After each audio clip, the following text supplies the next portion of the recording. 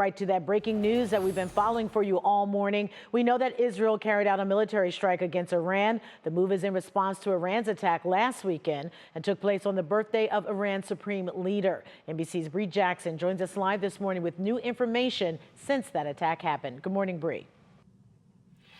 Good morning, Danita. So Israeli officials have remained largely silent on the country's response, and sources do tell NBC News that Israel carried out a limited military strike against Iran, and it comes after Israel's war cabinet spent days debating their response. New video showing the airstrikes that Israel carried out. Israeli forces striking back against Iran's attack that saw more than 300 drones and missiles launched at Israel. Unfortunately, in the Middle East, an eye for an eye and the retaliatory sort of mindset is very strong. Israel's military action comes despite President Biden's calls for restraint.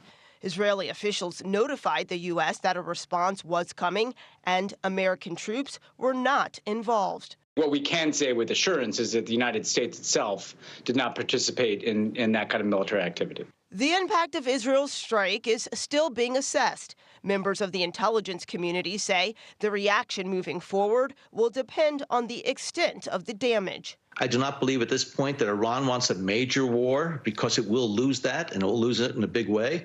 At the same time, the Iranian leadership also has to face its domestic political pressure, and it can't be seen as just laying down to Israel's offensive capabilities.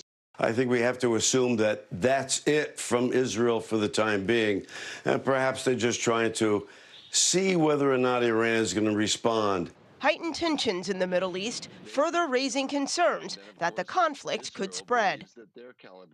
And on Thursday, the Biden administration announced new sanctions targeting Iran's missile and drone program after its attack on Israel last weekend. Danita? Well, Bree, has the U.S. issued any advisories to the Americans in the region in light of what just happened? So far, the U.S. Embassy in Jerusalem has told all government employees and family members not to travel outside of Tel Aviv until further notice. They say it's out of an abundance of caution. Bree Jackson reporting live from Washington, D.C. for us this morning. Thank you, Bree.